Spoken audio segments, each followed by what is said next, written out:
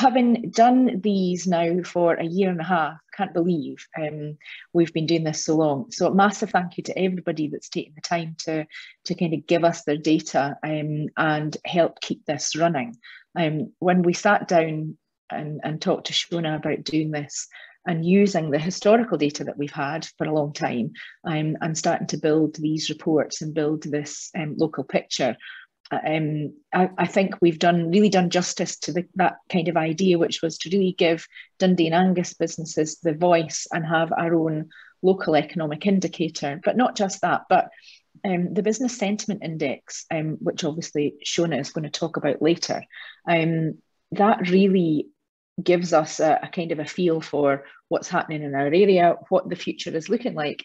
And yet, having looked at the report and kind of seen some of Shona's findings already, you know, like you would always imagine, it's a game of two halves, I think, because so my part in the report is definitely the fluff piece to Shona's expertise, and so I write the kind of opening remarks, but I always pick out some of the kind of key comments that businesses are put into the feedback we get. And you know, the heading on the page is what have been the main reasons for changes in business confidence, and I picked out several this time around, but you know, one person saying Brexit deal makes exports to EU impossible. That's a pretty categoric statement, and that is damaging to business. And we've had people that have seen opportunities from Brexit, but for somebody to be so categoric in their response like that does make me shiver a little. And yet I know that businesses are looking for other markets and are not all their eggs are not in the EU basket. But then, you know, people are saying, well, the market has settled and we're feeling there's no feeling of a potential fallout from COVID. And I think, you know, we should take that, shouldn't we? Because we have spent a year and a half worrying about what would happen to us with Brexit and, you know, adapting constantly and being really resilient in our businesses. So I thought that one really resonated with me. People saying things like client budgets are a factor. So, you know, limitations on the movement of staff and those working from home has been detrimental to our service provision. And I think this is an interesting one because that's come from someone who services the education sector. So you could just as easily read that as, you know, catering businesses that support office events, or, you know, printing business services where, you know, they would be servicing to people that were normally in their buildings, and you know, if you were a bit like me, you were print mad, and all of a sudden you've managed to stop that kind of habit that you had. So, you know, there's been a lot of massive change to kind of the way that people do business, and there is a lot of settling to do, I think, in the next 6 months to a year. And it's going to take us a while to kind of work out what that's going to look like. So that to me is where the value in this always comes, in all of that data that we can pass over to Shona, and she comes to us and gives us just what is always a fascinating report. But it's the pattern and the connection into how business is feeling and the things that are affecting businesses that makes it really important for us at the Chamber to be able to talk to government about it, make sure that local and national government understand the impact of the decisions that they're looking to make, or the decisions they've made that we might need to try and get them to reverse. So I guess that's enough from me. I am now going to do the dangerous thing and look after Shona's slides for her, and then come on at the end, and we'll have a question and answer session with her. So if you've got any questions as they come up, drop them into the chat.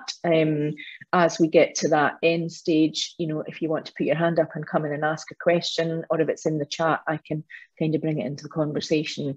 I have no doubt we'll be talking about fuel and drivers and global impacts of all sorts of things. But Shona, over to you. I will start sharing the screen while you're unmuting. Okay, thanks very much, Alison. This is our 6th quarterly economic indicator, so we have built up quite a bit of experience and have quite a lot of trust in the numbers which we're seeing. So if we look at this first slide, which is showing GDP, I'm just using this to set the background against which this particular survey has been undertaken, because obviously the background is different every time. So this chart is looking at monthly GDP. GDP is an indicator of economic activity. It's not perfect, but it does allow us to compare across time periods and also between countries. So it does have a lot of uses. And in this case, it's using an index. So 2018 activity is set equal to the level of 100, and then we can gauge everything else from there. So if you look at the left-hand side of the chart, the first dip which we saw in activity was the financial market crisis in 2007, 2008. And at that point, there was a drop in activity of between 6 and 7% of GDP. And that felt really bad at the time. And it took until June 2012 before the UK economy had fully recovered all of that lost activity. Then that was followed by fairly low but continuous growth all the way up until the point at which the COVID pandemic hit at the beginning of 2020. And then you can see there was a really sharp fall. This time the decline was about 25%, so much bigger decline than we'd seen during the financial crisis. And this, of course, was because the economy went into lockdown. We then recovered a lot of activity last summer and autumn before going into the second lockdown. And you can see that one was a lot smaller second time round. Businesses had found ways to keep operating, and more workers were deemed to be essential. And at the far right of the chart, you can see that the economy has been recovering since the spring.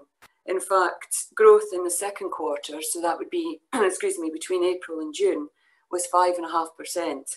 And that's a record high for the UK. And it came as restrictions were easing and as spending began to increase. But we are beginning to see some strains emerging as we move into the third quarter. First of all, we had the pandemic, particularly in July, and that was causing a temporary labour shortage for many companies. And then we started to see some serious supply chain strains and delays. And most recently, of course, we've had the huge surge in wholesale gas prices.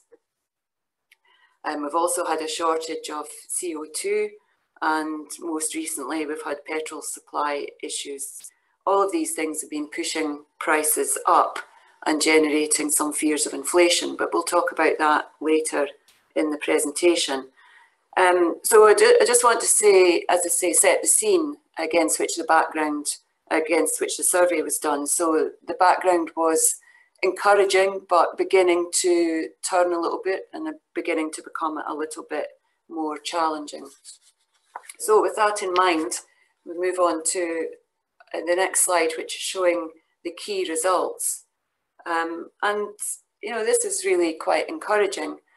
Everything that we're showing is done in terms of net balances. So what we do is we ask whether something has increased or stayed the same or decreased. And the net balance takes the percentage which have said things have worsened or decreased away from the percentage saying that things have improved or increased. And that tends to tell us whether the overall sentiment in a sector or across the whole region is improving or deteriorating at any point in time. So a reading above 0 is a positive reading in this case. And so it's really encouraging to see on this slide that all of our key variables are in positive territory. There's been considerable improvement from the second quarter. Activity across the region has clearly increased over the summer months, and that's brought with it a much needed boost to confidence. And that, as I say, is encouraging because of the economic backdrop which we're working against. If we look at these variables in some detail, the strongest ones are online sales, revenue and investment. The ones where we've seen the biggest improvement in the last 3 months is online sales and also profits, which is really encouraging to see. The ones which are slightly weaker than before is just new orders. But the net balance there, as you can see on the chart, is still above 30, so it's not a cause for any concern at the moment, but obviously something we need to keep an eye on. And the lowest reading is cash flow, which is disappointing, but there's been a huge increase in this variable over the last 3 months. Last time it was +4, and this time it's +23, so a big upward move, which is encouraging. So as I say, as a whole, these key results are looking good. They give us a lot of encouragement. What I'm going to do now is start looking at some of these in a lot more detail. And we'll start with this next slide, which is looking at the change in business revenue since the last quarter. It's encouraging to see that business revenue has improved for the second successive quarter. If we look at total sales, sales within Scotland, sales across the rest of the UK and export sales, they've all improved further this time, which is really good. Export sales have actually turned positive in terms of the net balance. There was a sharp recovery there of 45 points, which is really encouraging to see. And on a regional basis, the strongest region in the last 3 months was the rest of the UK. In that region, 97% of firms who responded say that revenue increased or was constant over the 3 months, and only 3% said sales to the rest of the UK had deteriorated. So that's encouraging to see, and it gives a net balance figure of 43. The strongest gains made over the last 3 months in terms of sectors came from the tourism sector, obviously relating to the ability to open up, and as we saw travel increasing again. And the trade sector also did very well, and transport and storage. Last time the two strongest sectors were construction and hospitality. So there's been a bit of a swing in terms of which sectors have done best. But the main message from this slide is that current sales are looking okay. But of course, the question is going to be, well, what is likely to happen over the next few months? And we get some idea about that by looking at orders, which is the next slide here. This is showing the change in orders over the quarter. The net balance for the orders figure, as I said before, has weakened slightly. It's fallen from +42 to +33. But although on the face of it, a fall in the variable would be a cause for concern, the fact that the reading is still robust and the fact that it follows a very strong reading last time in Q2 suggests that it's not too much of a concern at the moment. But as I said, it's something we need to monitor closely next time. But this time round, it's encouraging that 48% of all the respondents have seen orders improving, and a further 38% have reported no change. So only 14% of companies who responded to the survey have said that orders have actually decreased. Orders from within Scotland are showing a lower balance than last time. Orders to the rest of the UK and export orders have both improved. And if we look at the results at the sector level, the sectors which have the strongest results are construction, tourism and the trade sectors. And healthcare and hospitality are a bit weaker. The construction sector was strong last time too. So this is telling us that construction has had a fairly encouraging 6-month period. So they've managed to keep things going, and the outlook doesn't look too bad at all for that sector at the moment. If we move on to the next slide, this is looking at current operating capacity. And what we're looking at here is the extent to which companies are able to operate at more normal levels. So businesses across the region as a whole, you can see from the bottom bar in this chart, they're now operating at 74% of capacity on average.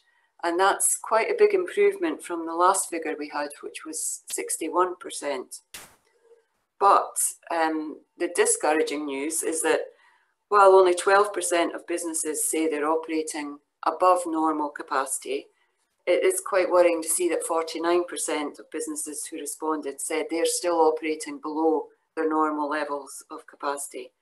So it just highlights the extent to which local businesses are still being challenged.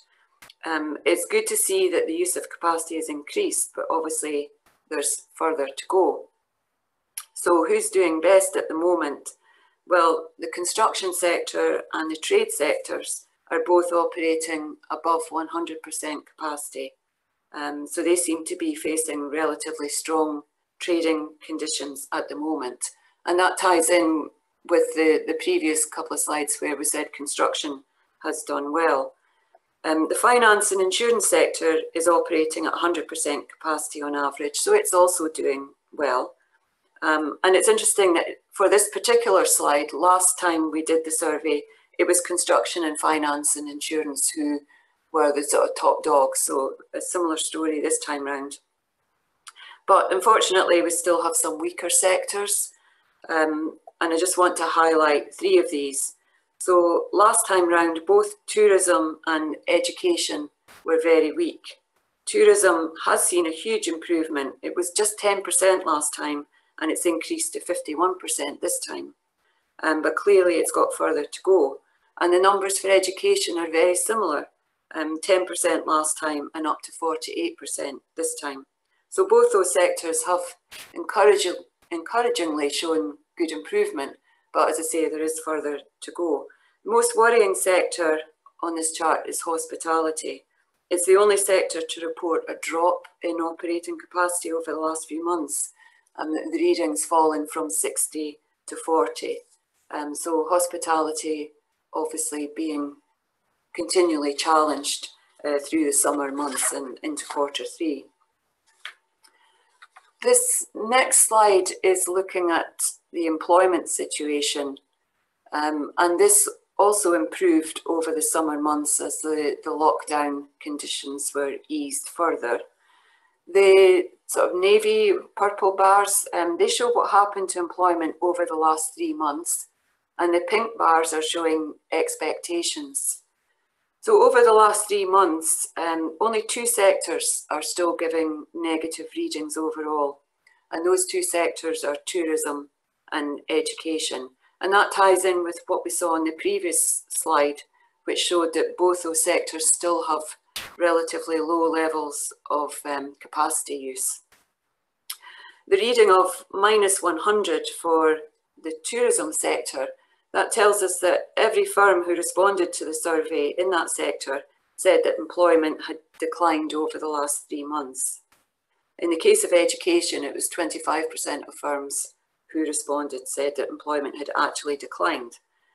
But apart from tourism and education, every sector has either kept the employment level unchanged, and sectors for which that is the case would be hospitality, transport and storage, or they've increased employment levels. And examples of that would be finance and insurance, healthcare, construction. So they're all doing best in this regard. And again, we've got finance and insurance and construction showing that they've been doing relatively well in Q3. If we move now to looking at expectations for employment, which is shown by the, sorry Alison, could we go back a slide? This is shown by the pink bars. It's really encouraging to see that there's not a single sector expecting employment levels to decline from where we are at the moment. But having said that, there is a wide range of expectations. So agriculture, electricity, gas, electricity, gas, steam and air conditioning, it's a bit of a mouthful, that sector title, and the trades have all got the highest readings. And these sectors as a whole intend to improve their employment levels over the next 3 months. Others expect no change, so examples of that would be arts and creative, healthcare, hospitality sector, transport and storage, and they're expecting no change to employment levels. So as I say, a bit of a mixed picture, but encouraging to see that nobody is expecting to decrease employment levels from here. So if we move on now to the impact of all of this on business optimism in the next slide. Really, this pulls together some of the results that we've had looking at sales revenue, orders and employment, because these all feed in to business owners' optimism about business prospects. What we're looking at here is the change in business optimism against the time 3 months ago and against 1 year ago. So the blue lines are showing the change in optimism over the last 3 months, and the pink lines are showing the change of optimism over the last 12 months. The total figure at the bottom of the chart tells us that business optimism is now higher than it was 3 months ago, and it's higher than it was 12 months ago. So that's encouraging to see. And that supports some of the evidence that we've looked at in terms of our key results. We've seen improvements in revenue, we've seen improvements in cash flow, we've seen improvements in profits, and those are all helping to boost confidence. But having said that, the last time in Q2, there was no negative readings to this. This time round, we do have some negative readings. So optimism is being challenged to some extent. And given the backdrop, that's not really any surprise. So firstly, if we look at the pink bars on the chart, which show how confidence differs from 12 months ago, you can see that the biggest improvements been recorded by the construction sector, then finance and insurance, the trade sector, and electricity, gas, steam, and air conditioning. So again, familiar names appearing in that list, namely construction and finance and insurance. What's disappointing is that on balance, participants in both the agriculture sector and hospitality sectors are feeling less optimistic than they were a year ago.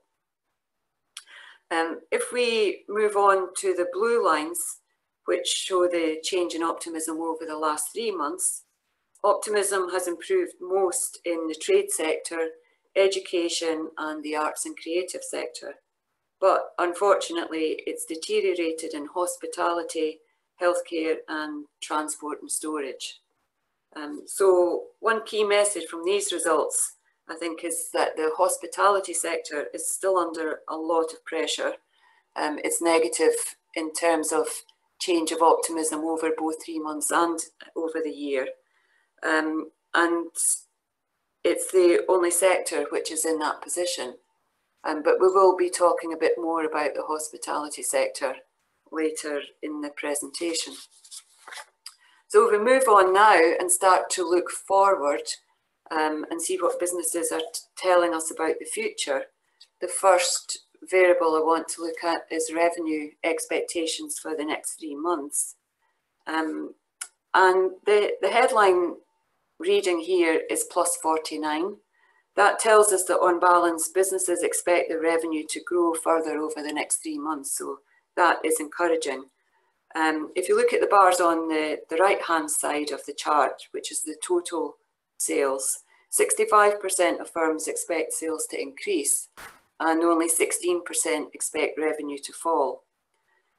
The net balance readings for sales to the rest of the UK is slightly softer at 33% in Q3.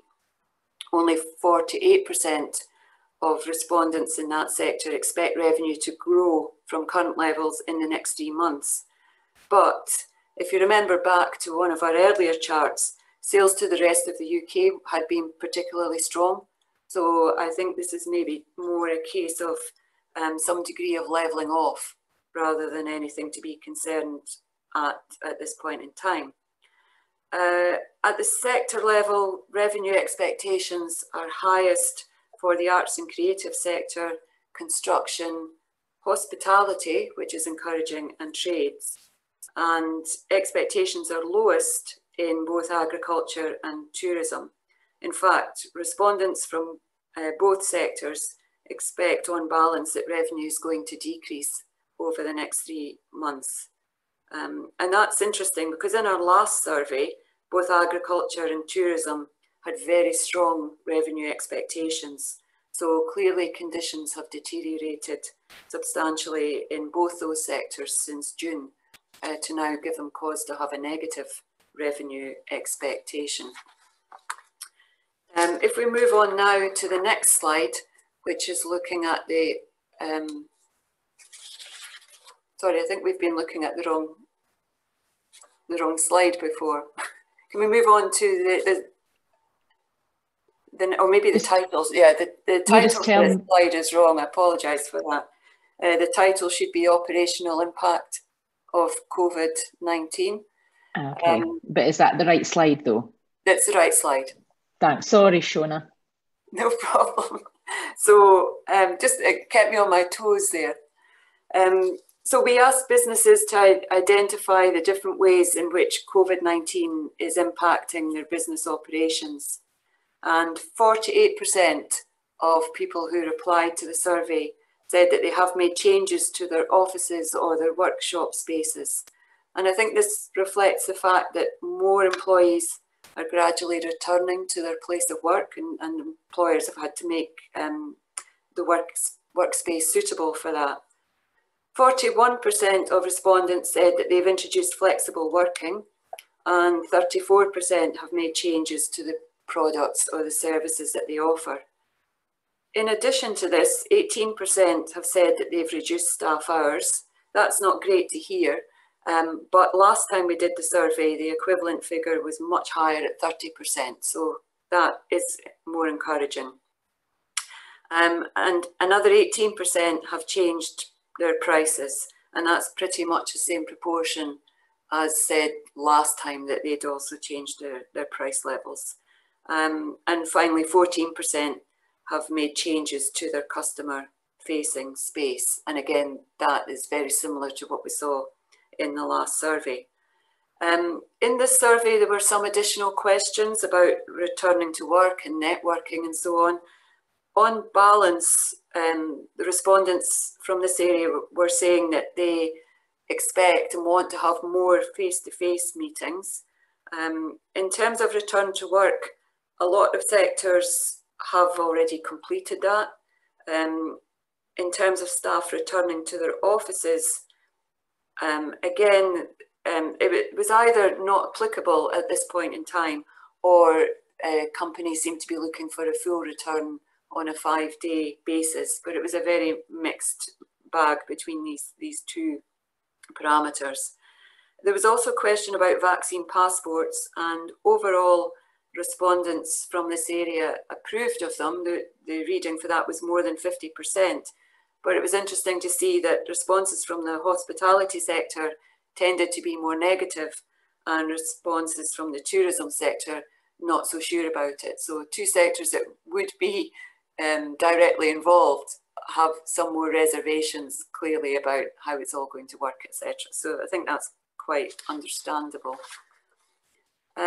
If we move on to the next slide, this is showing expectations of our future business prospects. So we're starting now to pull together all of the results of the various readings that we've been asking companies to make. So this chart clearly illustrates the results for business confidence looking forward. Just over 70% of respondents expect their business prospects to improve over the next year, and just 8% expect conditions to deteriorate.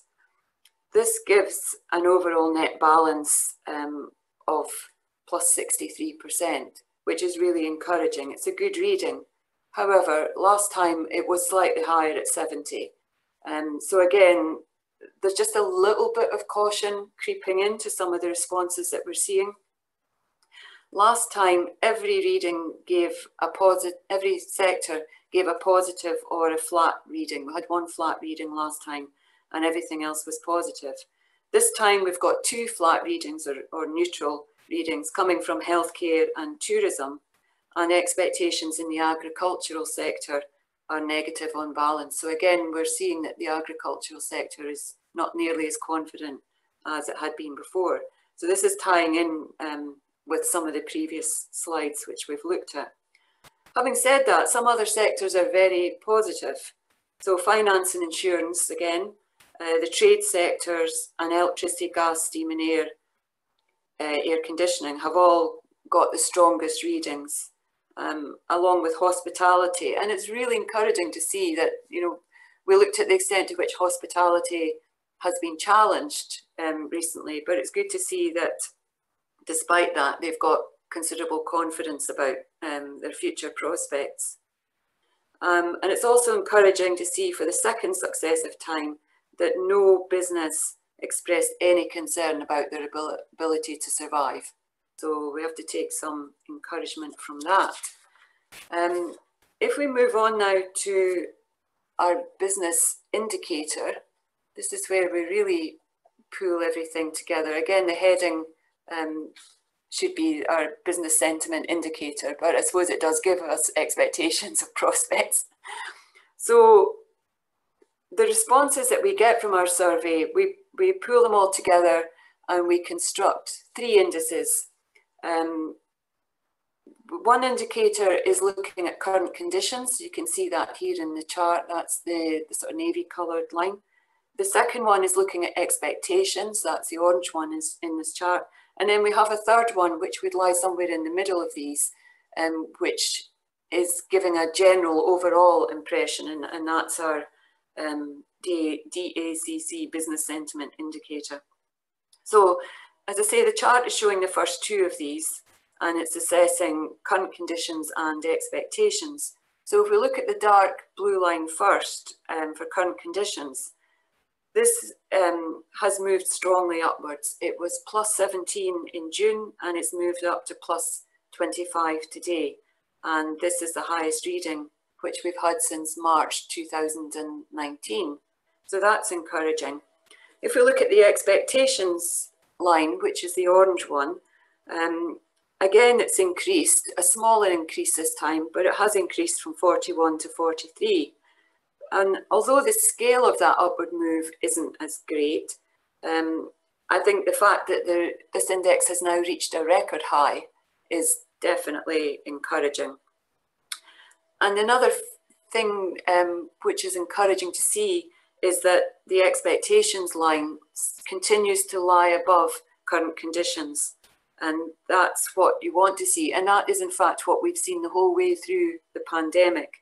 So it's always good to see that businesses are more optimistic about the future and think it's going to improve from where we are at the current situation. So if we pull these 2 indices together, we get our overall sentiment indicator, and it has also increased this time from a reading of plus 29 to plus 34, again reaching a record high. So I think the key message from this is that in our most recent survey, trading conditions have clearly improved and local businesses are expecting further improvements in the months ahead. However, having said that, I think we all know that there are going to be more challenges in the next few months. And so I thought it might be useful to end the presentation by looking at some of the key issues that we're already facing or are about to face. If we start off by looking at this next slide, which is looking at the labour market, this chart shows total workforce jobs in the UK. So it's including people who are employed by companies and people who are self-employed as well. If you look towards the left of the chart, employment peaked at 32.3 million just before the financial crisis. It then fell by about 750,000 during the crisis, and it didn't fully recover until the middle of 2013. After that, employment continued to grow and it reached 35.7 million just ahead of the pandemic. During the pandemic, workforce jobs fell sharply. They fell by more than 1 million, as you can see on the chart. They fell to 34.4 million. And since then, they've only recovered part of this, currently at a level of 34.8 million. So still around 860,000 lower than workforce jobs were in December 2019. However, it would have been much worse if we hadn't had the furlough scheme. The furlough scheme cost £70 billion, but it did help 11.6 million workers, and it's estimated to have saved around 2 million jobs. But the furlough scheme ended last week. So the question is, well, what happens now? Will unemployment start to rise? The sectors which were still relying on the furlough scheme, such as the travel sector, now really need to see a strong level of activity to be able to keep on all of the workers on their books. Otherwise, we could see some layoffs in the months ahead. Or we could see that workers return, but not to full-time jobs. And we've got a situation there of underemployment, and workers may need to supplement their income elsewhere. So in our survey for the local region, no company was looking to cut their employee numbers over the next few months. And some sectors were actually looking to hire. But across the UK, there's lots and lots of sectors looking to hire. So I thought the next chart we should look at is vacancies. And you can see from the right-hand side of the chart that if you are looking to hire, you're certainly not alone at the moment. This is definitely one of the key issues which the UK economy is facing. Again, if you look at the left-hand side of the chart, you can see that there was a dip in vacancies at the financial crisis, but nothing like we've witnessed during the pandemic. We saw a fall in vacancies to reach a level of less than 400,000 last summer.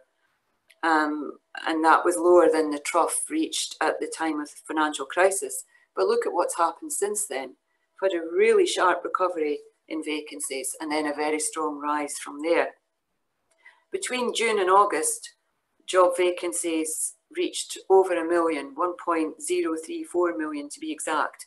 That's the first time that vacancies have risen above 1 million in the UK since records began. And it's actually an increase of 35% just in that 3-month period. So obviously it's a key concern at the moment. And the question is, okay, on one hand, you've got the furlough scheme coming to the end, you've got the prospect of a possible increase in unemployment, but on the other hand, you've got a very strong vacancy situation. So will the two be able to work together, and will the workers being released be picked up by the sectors who are looking to hire?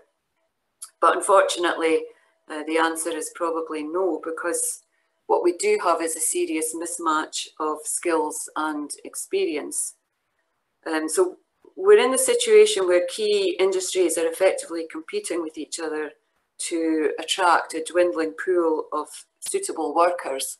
So they're offering higher wages or better working conditions. And of course, if one worker moves from one situation to another, they're just leaving a gap behind them. And a further vacancy to be filled. A lot of the vacancies shown in this chart are in the food service sector and in accommodation. Vacancies in these sectors actually increased by 75% between June and August, reaching a level of nearly 60,000, nearly 58,000 to be more exact. The sector was reopening after lockdown, so obviously a lot of hiring or potential hiring going on. At the same time as previous employers had either moved on to work in other sectors or sometimes moved back to their homelands in Europe and hadn't returned to the UK. So there's a lot of discussion too at the moment about the shortage of Hgv drivers, and some commentators are saying that the shortage there is up to about 100,000.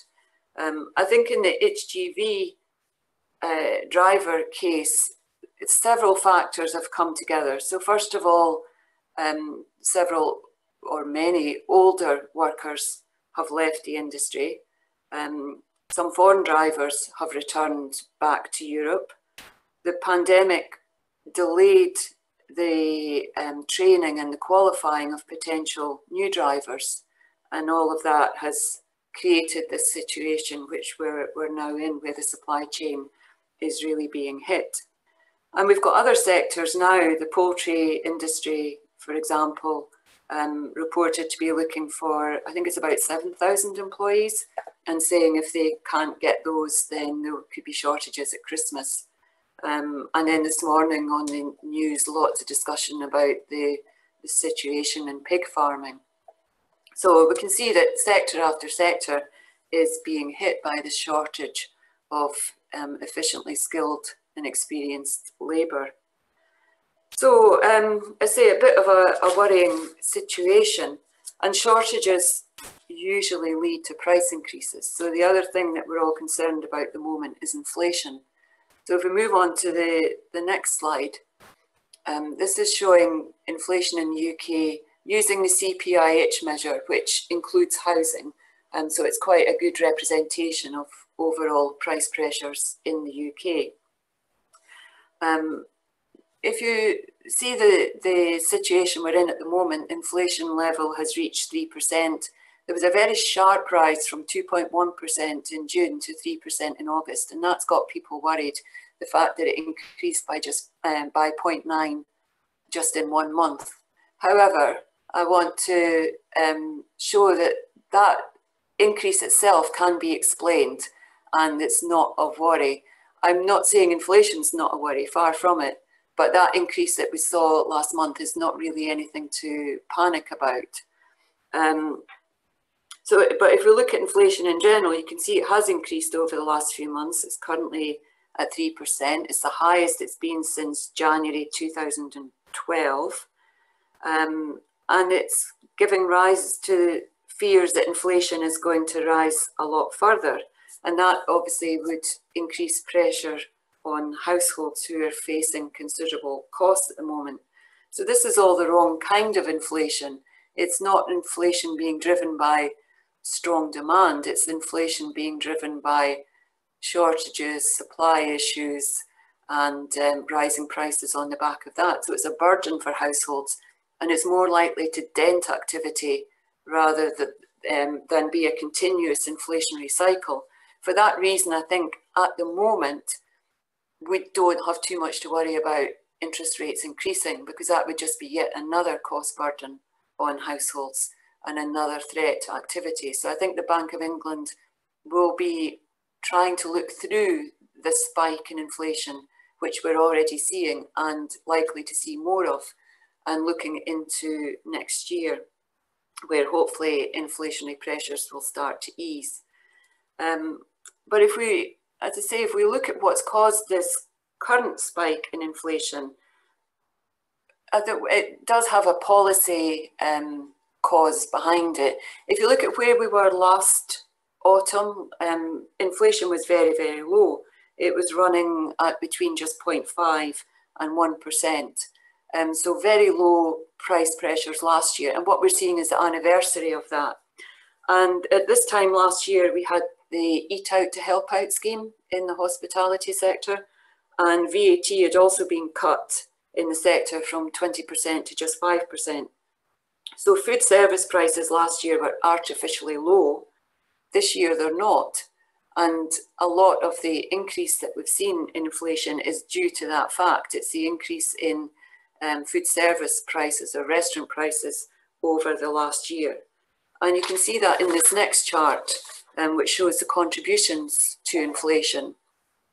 So what we're looking at here, the stacked bars on the left-hand side are showing the situation in July, where the 2.1% inflation rate came from. And then the stacked bars on the right-hand side are showing the similar figures for August, so showing where that inflationary push has come from. So a very, very slight increase in alcohol prices, the contribution from that. You can see that's gone up slightly. Most of the other bars, apart from recreation and restaurants, are pretty much the same size as they were before. So this push in inflation that we saw between 2.1 and 3% can be explained by the increases coming from the recreation sector as it opened up again, and restaurants. And that, as I say, is the effect of the anniversary of the Eat Out to Help Out scheme last year and the low level of VAT. So we can explain away the increase this time, but as I say, that's not to say I'm not belittling the inflation concerns, because they definitely are there, and the fear factor is for what's going to happen looking forward from here. So if we see where the biggest contributions to inflation come from in general, you can see from the purple bars, it's housing, and that includes household services. So this is where the utility prices, etc., come in. So I think we do have genuine fears, obviously, with recent increase in the wholesale gas price and the impact of that on household bills, that is likely to increase as we move into the winter months. And transport is obviously another big factor in our inflationary mix. And again, given what's happening with forecourt shortages of petrol, and we've seen the price increasing, and there are expectations that petrol prices could increase further, again, that is likely to add to the inflationary burden faced by households. But yet again, as I say, it's cost push inflation, which is the worst kind of inflation, is a burden on households, and it leaves households with less discretionary income to spend on other things.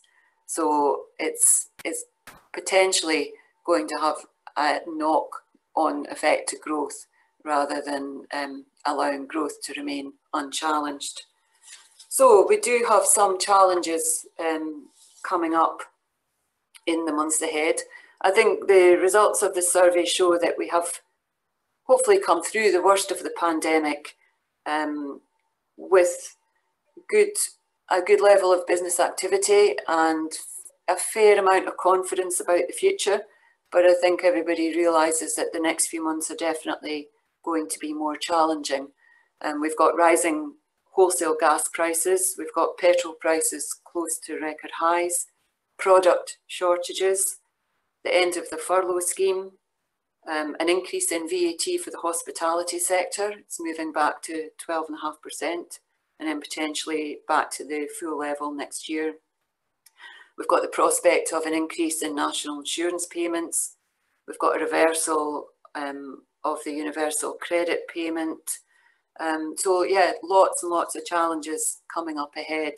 But we can take some heart from the fact that the survey results are showing that local companies have made good progress.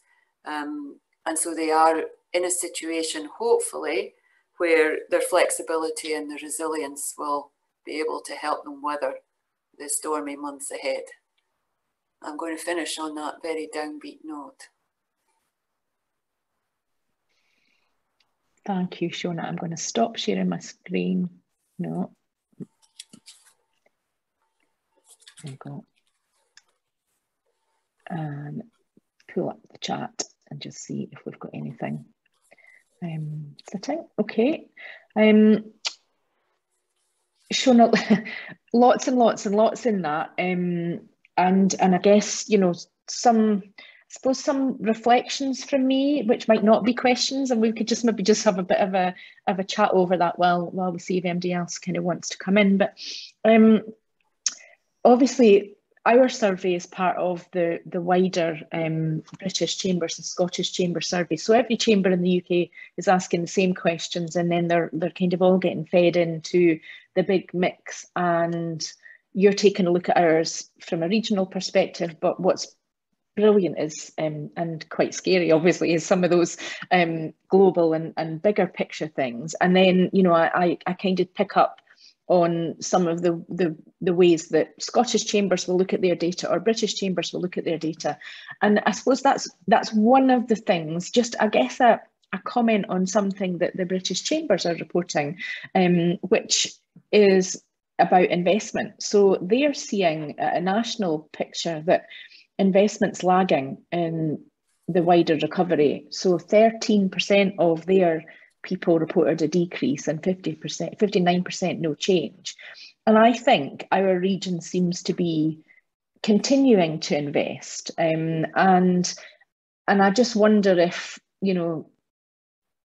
that's because we've got such a spread of different sectors, and we're perhaps not experiencing some of the things that, maybe the south of England might be seeing. I mean, I guess we see this, don't we, in petrol forecourts and others. I was talking to somebody that had been in the south of England last week, driving north, had spent 2.5 hours queuing in England for fuel, came over the border, Ayrshire wasn't too bad, and there was no queues really locally here at all. So sometimes I think, the UK is skewed, and our local perspective is quite can be quite different. So I'm right in just picking that up, Shona. I think, that actually investment is holding in what our companies have seen and are thinking that they're going to do coming up. Yeah, I'm just looking at the figures here on a sectoral basis, and strong reading from the arts and creative sector, tourism and trades, all looking to invest both in capital and in people. The only sector reporting a decrease in investment is the hospitality sector. So I think you're right. I think it does reflect the sort of makeup of businesses in this region. Yeah, but obviously it's something we will have to monitor closely. Yeah, absolutely. Well, and so this comes to something that is a question, and you may have to do a politician's answer and completely swerve it, but I'm going to ask it anyway, and you can give a perspective. So the inflation piece at the end actually is there's so much in that, and you've got an expert view of it than I do. I just kind of listen to that as someone that has got household income, but knows some of the challenges that that we've seen businesses face, but also people as well. We've talked about unemployment levels and the number of vacancies and employers not being able to get people with the right skills to kind of walk into the jobs they're looking to get. So there's a lot going on, I think, a lot of difficulty for people, combined with rebalancing of universal credit and just a whole bunch of other inflationary pressures going on for individuals. So are you seeing what the UK government is going to do? What are they talking about potentially doing? What might they do to ensure that inflation doesn't really tip households over the edge and really damage the economy in the next kind of 6 to 12 months? Oh, that's a good question. Sorry. Yeah, it's a difficult one. I mean, we're hearing, we had the Chancellor talking yesterday at the Conservative Party conference, and he, at least reportedly, because I didn't listen to his speech live, but from what I've heard from radio commentary, that he talked about the building of sort of high-skilled labour force in the UK, and it's a lot of people are saying this is one of the key objectives of Brexit, that we would have higher wages in the UK, higher skilled jobs, but that only works if your spending power isn't reduced. So the danger is that, yes, you have wage inflation, but if you have price inflation with that, then your real level of income doesn't increase. So your living standards haven't really improved. You're just living with a higher level of inflation and higher nominal prices. So it is a very, very tricky balance.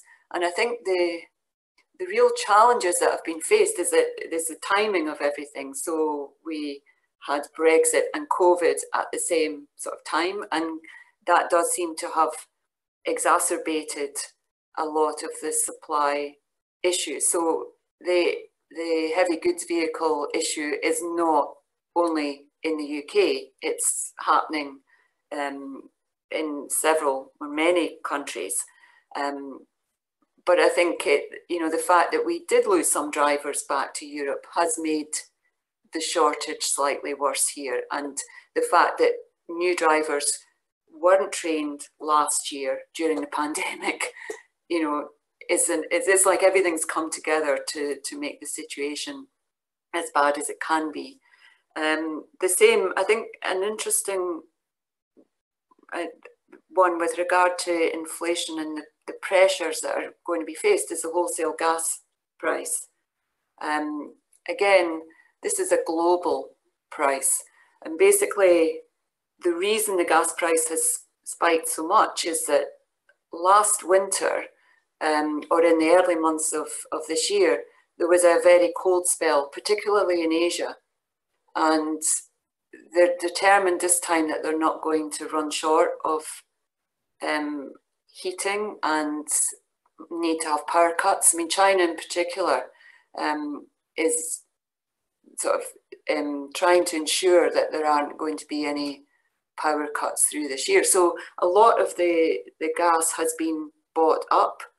Now, if we get a very cold winter, then the situation is likely to get worse, and we're likely to see the gas price rise even further, and that is when it is going to be very challenging. If we have a milder winter, then a lot of the supplies will not need to be used, and we should see the price fall down quite considerably next year. So we're not weather forecasters, and it's difficult to predict where that's going, but it's a sign of the sort of the global challenge and the fact that there's lots of issues going on at the global level, which are then hitting us here in the UK. But we've also got some additional issues still to work through in relation to the impact of Brexit and the fact that we didn't have a clear run after Brexit. We were then all suddenly in lockdown, and that seems to be making the situation a bit worse here in the UK. So I think the policymakers, in terms of monetary policy, as I say, I can't see that they're going to be looking to increase interest rates at this point in time, because that would just be another burden on households, especially anybody with a flexible mortgage. So I think they're trying to look through the spike in inflation, but the question is, how high is inflation going to go? I think the general expectation is that it will reach 4% before the end of the year. I think if it moves much higher than that, then obviously there is going to be more cause for concern. But I do think the policymakers will look at the root of the cause of inflation rather than the headline number itself. What can the government do to engender growth? I think they've just got to try and keep confidence high. I think confidence is the big issue here. And if we see signs of confidence beginning to fail at the business level and the household level, that's when we could start to see a real downward spiral in growth. So I think they have to keep talking the talk. And we've got the Prime Minister making a speech today. We've got the budget coming up in, I think it's 2 weeks tomorrow. We've got the budget. So we should see potentially some announcements there. I think the fact that the Chancellor was alluding yesterday to the potential for taxes to increase further, which I think he was just setting out, just putting it out there. I don't think they are of a mind to do anything at the moment, at least I hope not. Because with the prospect of the national insurance increase coming in next year, I think that's a big enough burden at the moment. And it'll be interesting to see if they do anything on universal credit and delay the move back to where it was, or whether they see that through. But I mean, a lot of households are potentially struggling to be able to buy food and energy. Now you're making me feel bad, because I was literally going to come out with a sort of a slightly off the cuff comment about having to put your big coat on a bit earlier and at home, but now I feel really bad, because I think that's a genuine issue, isn't it, for a lot of households. And there has been a bit of pushback, I think I've seen on social media to kind of some of the politicians' comments. It can be easy when, you know, we've talked about this in the pandemic, there's been a real split between people that can work from home safely and can kind of, you know, if you need to, self-isolate and still carry on and do your job, and others that have to put themselves in the front line of this pandemic, and because their job can't be done from home, or you know, they are catching COVID and are having to self-isolate, and then you lose income. So you're right, there is a lot, there is uncertainty, but I think, you know, what resonated with me was what you said about you know, maintaining that confidence. And I think that's important. I think we can do that. I think, you know, it's not false confidence in terms of what we're seeing in this report. We are seeing some real strong data, you know, on what last quarter has done and what the outlook looks like in our region. And I think, you know, we should just continue to talk about that realistically. But interesting. One just query I had was about, we're still hearing about the construction industry and others facing significant increases in their supply costs. But that didn't look like it was having as much of an impact in any of the numbers that people were reporting. Am I right in that, or is it just elsewhere? Yeah, no, I agree. I mean, I keep reading about shortages in timber and glass and so on. And I think when we look at numbers for the UK as a whole, so we had a GDP report for July, and the construction sector across the UK as a whole did fall back a bit. So last time when we did this presentation, I had a chart showing that construction was the only sector which had actually got back above its previous high level of activity. But in that GDP report for the UK, it fallen back again below the pre-pandemic peak. But that hasn't been picked up in our survey. So it could be the nature of the construction work which these companies are doing. Or it could be that confidence has been maintained up to this point. The capacity utilisation number was above 100. So clearly they are very busy at the moment. It could be that we see a delayed reaction the next time, but hopefully it's more the fact that they're working in areas which aren't being hit as much. I think private housing is one area which across the UK took a bit of a dip recently. So it could be that it's not so much of an impact in this area. Yeah, I mean, it's certainly, we're hearing a lot of people talking about the pricing, just having real challenges to them. And I don't think it's not as easy as just passing it on, is it? But it just may be that these companies, I think bigger companies are managing to kind of manage their costs, and in some ways are actually kind of scooping up a lot of the supply that's out there. Whereas, I think it's perhaps some of those one-man bands or the smaller trades that have been experiencing real key issues. Interesting about the cash flow numbers that you talked about, and I wonder if, I keep saying this and it's just not coming through. So is nobody worried about paying back their COVID borrowing, or is it just that's not? I wonder, now I'm thinking out loud, which is always a dangerous thing, but that could be helping investment because people are, there are extra allowances at the moment for investing. So people, if they're being really clever, will be using those.